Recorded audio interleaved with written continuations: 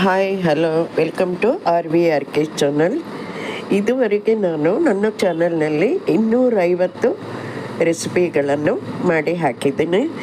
251ನೇ ಈ ವಿಡಿಯೋನ ಕೆಲವು ಕಿಚನ್ ಟಿಪ್ಸ್ ಅನ್ನು ತೋರಿಸೋಣ ಅಂದ್ಕೊಂಡು ವಿಡಿಯೋ ಮಾಡ್ತಾಯಿದ್ದೀನಿ. ಬನ್ನಿ ನೋಡ್ಕೊಳ್ಳೋಣ ಯಾವ್ಯಾವ ಟಿಪ್ಸನ್ನು ತೋರಿಸ್ತಾ ಇದ್ದೀನಿ ಅಂತ ಹೇಳ್ಬಿಟ್ಟು.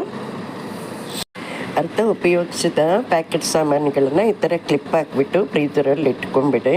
ಇಲ್ಲಾಂದರೆ ಹುಳ ಹುಪ್ಪಡಿ ಆಗಿಬಿಡತ್ತೆ. ಹೊರಗೆ ಇಟ್ಕೊಂಡ್ರೆ ನೀವು ಹಾಗೆಯೇ ಫ್ರಿಜ್ಜನ್ನ ಈ ಥರ ಆರ್ಗನೈಸ್ ಮಾಡ್ಕೋಬೋದು. ಈಗ ಈ ಸಾಮಾನುಗಳ ಪ್ಯಾಕೆಟ್ಗೆ ಹಾಕ್ಲಿಕ್ಕೆ ಈ ಥರ ಕ್ಲಿಪ್ಸ್ ಕೂಡ ಸಿಗುತ್ತೆ. ಇದು ದೊಡ್ಡ ಸೈಜು, ಎಲ್ಲದಕ್ಕಿಂತ ಚಿಕ್ಕ ಸೈಜು ಇದೆ, ಮೀಡಿಯಮ್ ಇದೆ, 3-4 ಸೈಜಲ್ಲಿ ಇದು ಸಿಗುತ್ತೆ. ನಿಮ್ಗೆ ಆನ್ಲೈನಲ್ಲೂ ಸಿಗುತ್ತೆ, ಡಿಪಾರ್ಟ್ಮೆಂಟ್ ಸ್ಟೋರ್ಸಲ್ಲೂ ಸಿಗುತ್ತೆ. ಇದನ್ನು ಕೂಡ ನೀವು ಯೂಸ್ ಮಾಡ್ಕೋಬೋದು ಪ್ಯಾಕೆಟ್ಗಳಿಗೆ ಹಾಕ್ಕೊಳ್ಳಿಕ್ಕೆ. ನೋಡಿ, ಈ ಥರ ಪ್ಯಾಕೆಟನ್ನು ಬಂಧಿಸಿ ಇಟ್ಕೋಬೋದು. ಇನ್ನು ಹೇಗೇನೆ ಫ್ರಿಜ್ಜಲ್ಲಿ ಇಡ್ಬೋದು. ಆ ಟೈಮಲ್ಲಿ ನನ್ನ ಹತ್ರ ಈ ಥರ ಕ್ಲಿಪ್ಸ್ ಇರಲಿಲ್ಲ ಅಂತ ಹೇಳ್ಬಿಟ್ಟು ನಾನು ಬಟ್ಟೆ ಒಣಗಿಸೋ ಕ್ಲಿಪ್ಪನ್ನು ಹಾಕಿಟ್ಕೊಂಡಿದ್ದೆ. ಅಡುಗೆಗೆ ಬೇಕಾದ ಸಾಮಾನುಗಳನ್ನು ನಾವು ತರುವಾಗ ಈ ಥರ ಅರ್ಧ ಕಿಲೋ 1 ಕಿಲೋದು ಪ್ಯಾಕೆಟ್ಗಳಿರ್ತವೆ. ಹಾಗೆಯೇ ಸ್ನ್ಯಾಕ್ಸು, ಮ್ಯಾಗಿ ಏನಾರು ತಗೊಂಡಿದ್ದು ಪ್ಯಾಕೆಟ್ಸ್ ಇರ್ತವೆ, ಅವನ್ನೆಲ್ಲ ತೆಗೆದು ಜೋಡಿಸಿಟ್ಕೊಳ್ಳಿ. ಈ ಥರ ಒಳಗೆ ಬ್ಯಾಗ್ಡೆ ಶೀಟ್ ಇದ್ದದ್ದನ್ನು ಸ್ವಲ್ಪ ವಾಶ್ ಮಾಡಿ ತೆಗೆದಿಟ್ಕೊಂಬಿಡಿ. ಇದರಿಂದ ನಾವೇನಾದರೂ ನಿಪ್ಪಟ್ಟು, ವಡೆ, ಮದ್ದೂರು ಈ ಥರ ಏನಾರ ತಟ್ಕೊಳ್ಳಿಕ್ಕೆ ಆಗುತ್ತೆ. ಆಮೇಲೆ ಪೂರಿ ಚಪಾತಿನೂ ಲಟ್ಟಿಸ್ಕೋಬೋದು. ಇದು ಕೂಡ ಯೂಸ್ಫುಲ್ ಆಗಿರುತ್ತೆ.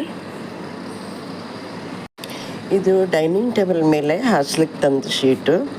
ಸ್ವಲ್ಪ ವರ್ಷ ಆದಮೇಲೆ ಇದು ಅಲ್ಲಲ್ಲೇ ಸೀಳಕ್ಕೆ ಶುರುವಾಯಿತು. ಹೀಗಾಗಿ ನಾನು ಫ್ರಿಜ್ಜಿನ ಸ್ಲ್ಯಾಬ್ಗೆ ಬೇಕಾದ ಥರ ಶೀಟ್ಗಳನ್ನು ಕಟ್ ಮಾಡಿ ಹಾಕ್ಕೊಂಡಿದ್ದೇನೆ.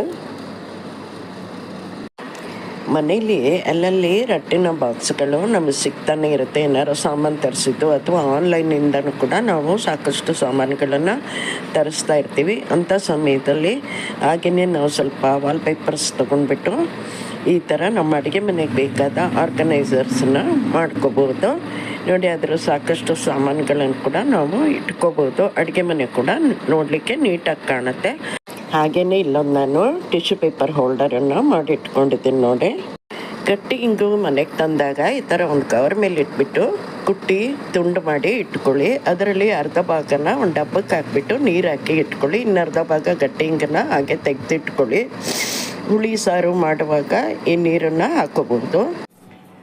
ನೋಡಿ, ನಿಮ್ಮ ಫ್ರಿಜ್ಜಲ್ಲಿ ಅಥವಾ ಮನೆಯಲ್ಲಿ ದೊಡ್ಡ ದೊಡ್ಡ ಡಬ್ಬಗಳಲ್ಲಿ ಈ ಥರ ಗೋಧಿ ಹಿಟ್ಟು, ರಾಗಿ ಹಿಟ್ಟು, ಕಡಲೆ ಹಿಟ್ಟು, ಮೈದಾ ಉಪಯೋಗಿಸೋರು ಉಪಯೋಗಿಸ್ಕೋಬೋದು. ಇಲ್ಲಾಂದರೆ ಅದನ್ನು ತಗೊಳ್ಳೋ ತಿನ್ನೋ ಇರ್ಬೋದು. ಹಾಗೆಯೇ ಅಕ್ಕಿ ಹಿಟ್ಟು, ರವೆ ಮತ್ತು ಶಾವಿಗೆ, ಅವಲಕ್ಕಿ ಇಷ್ಟೊಂದು ನಮ್ಮ ಅಡುಗೆ ಮನೆ ಡಬ್ಬಗಳಲ್ಲಿ ಯಾವಾಗ ತುಂಬಿರಬೇಕು. ಆದಷ್ಟು ಹಿಟ್ಟುಗಳನ್ನು ಈ ಥರ ಬೇರೆ ಬೇರೆ ಹಿಟ್ಟುಗಳನ್ನು ಜೋಡಿಸಿ ತೆಗೆದು ಇಟ್ಕೊಳ್ಳಿ. ಇದರಲ್ಲಿ ಜೋಳದ ಹಿಟ್ಟು ಬೇಕಂದರೆ ನೀವು ಅದನ್ನು ಕೂಡ ತಂದು ಇಟ್ಕೋಬೋದು. ನಾನು ಜೋಳ ಜಾಸ್ತಿ ಯೂಸ್ ಮಾಡಲ್ಲ, ಅದರಿಂದ ಜೋಳದ ಹಿಟ್ಟು ನಾನು ತೋರಿಸ್ತಾ ಇಲ್ಲ. ಇದಿಷ್ಟು ಯಾಕಂದರೆ ಬೆಳಗಿನ ಅರ್ಜೆಂಟ್ ತಿಂಡಿಗೆ ನಾವು ಹಿಟ್ಟು ರುಬ್ಬಿಟ್ಟಿರಲ್ಲ ಅಥವಾ ಏನು ಮಾಡಬೇಕು ಅಂತ ಗೊತ್ತಾಗಲ್ಲ. ಅಂಥ ಟೈಮಲ್ಲಿ ಈ ಹಿಟ್ಟುಗಳನ್ನು ಕಲಸಿ ದೋಸೆ ಮಾಡ್ಕೋಬೋದು, ಚಪಾತಿ, ರೊಟ್ಟಿಗಳನ್ನು ಮಾಡ್ಕೋಬೋದು, ಏನು ಬೇಕಾದ್ರೂ ಮಾಡ್ಕೋಬೋದು. ಶಾವಿಗೆ ಇದ್ರೂ ಬೇಗ ಒಂದು ಶಾವಿಗೆ ಉಪ್ಪಿಟ್ಟು, ರವೆಯಿಂದ ಉಪ್ಪಿಟ್ಟು, ಆಮೇಲೆ ಅವಲಕ್ಕಿ, ಉಸುಳಿ ಎಲ್ಲ ಮಾಡ್ಕೋಬೋದು. ಇದರಿಂದ ಇವೆಲ್ಲ ನಮಗೆ ಅರ್ಜೆಂಟಾಗಿ ಮನೇಲಿದ್ದರೆ, ನಮ್ಮ ಅರ್ಜೆಂಟಿಗೆ ತಕ್ಕಾಗೆ ಮನೇಲಿ ಇವೆಲ್ಲ ಸ್ಟಾಕ್ ಇದ್ದರೆ ಒಳ್ಳೆಯದು. ಇನ್ನು ಕಾಳುಗಳಲ್ಲಿ ನಾನು ಇದು ನೋಡಿ ಹೆಸರು ಕಾಳು ಸ್ವಲ್ಪ ಇಟ್ಕೊಂಡಿದ್ದೀನಿ. ಹೆಸರು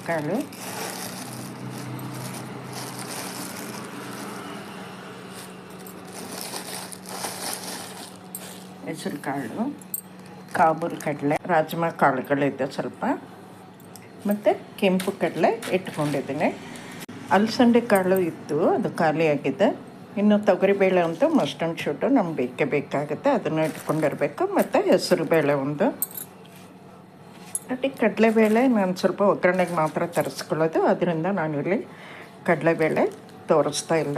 ಈ ಕಾಳುಗಳು ಕೂಡ ನಮಗೆ ಆದಷ್ಟು 1/4 ಕಿಲೋ, ಅರ್ಧ ಕಿಲೋ ಅಷ್ಟು ತರಿಸ್ಕೊಂಡು ಸ್ಟಾಕ್ ಇಟ್ಕೊಂಡ್ರೆ ಒಳ್ಳೆಯದು. ಯಾಕೆ ಅಂದರೆ ನಮ್ಮಲ್ಲೀಗ ಬೇಳೆ ಮುಗ್ದೋಗ್ಬೋದು ಅಥವಾ ತರಕಾರಿ ಏನೂ ಇರೋಕ್ಕಿಲ್ಲ. ಅಂಥ ಟೈಮಲ್ಲಿ ನಾವು ಕಾಳುಗಳನ್ನು ಹಾಕಿನೂ ಸಾಂಬಾರು ಪಲ್ಯಗಳು ಏನಾದರೂ ಮಾಡ್ಕೋಬೋದು. ಇನ್ನು ನಮ್ಮ ಫ್ರಿಜ್ಗಳಲ್ಲಿ ನೋಡಿ ಹಸಿಮೆಣಸು, ನಿಂಬೆಹಣ್ಣು ಮತ್ತು ಶುಂಠಿ, ಕರಿಬೇವು, ಕೊತ್ತಂಬರಿ ಇದಿಷ್ಟು ಸ್ಟಾಕ್ ಮಾತ್ರ ಯಾವಾಗಲೂ ನಮ್ಮ ಫ್ರಿಜ್ಜಲ್ಲಿ ಇರಲೇಬೇಕಾಗುತ್ತೆ. ಇದರಲ್ಲಿ ಒಂದಿಲ್ಲ ಅಂದ್ರೂ ನಮ್ಮ ಕೈಗೆ ಕಟ್ಟದಂಗೆ ಆಗ್ಬಿಡುತ್ತೆ. ಇದು 4 ಫ್ರಿಜ್ಜಲ್ಲಿ ಯಾವಾಗಲೂ ಸ್ಟಾಕ್ ಇಟ್ಕೊಂಬಿಡಿ. ಇವತ್ತಿನ ಕಿಚನ್ ಟಿಪ್ಸು ನಿಮಗೆಲ್ಲ ಉಪಯೋಗ ಆಗ್ಬೋದು ಅಂತ ಹೇಳಿ ಅನ್ಕೋತೀನಿ. ನಿಮಗೆಲ್ಲ ಈ ವಿಡಿಯೋ ಇಷ್ಟ ಆಗಿದ್ದರೆ ಲೈಕ್ ಮಾಡಿ, ಶೇರ್ ಮಾಡಿ, ಕಮೆಂಟ್ ಮಾಡಿ. ಹಾಗೆ ವ್ಯೂವರ್ಸು ಇದುವರೆಗೂ ಯಾರ್ಯಾರು ಸಬ್ಸ್ಕ್ರೈಬ್ ಮಾಡ್ಕೊಂಡಿಲ್ಲ ಅವರು ಸಬ್ಸ್ಕ್ರೈಬ್ ಆಗಿ. ಮತ್ತೊಂದು ಹೊಸ ವಿಡಿಯೋದೊಂದಿಗೆ ನಿಮ್ಮ ಮುಂದೆ ಇರ್ತೀನಿ. ಅದುವರೆಗೂ ಬಾಯ್ ಬಾಯ್, ಧನ್ಯವಾದಗಳು.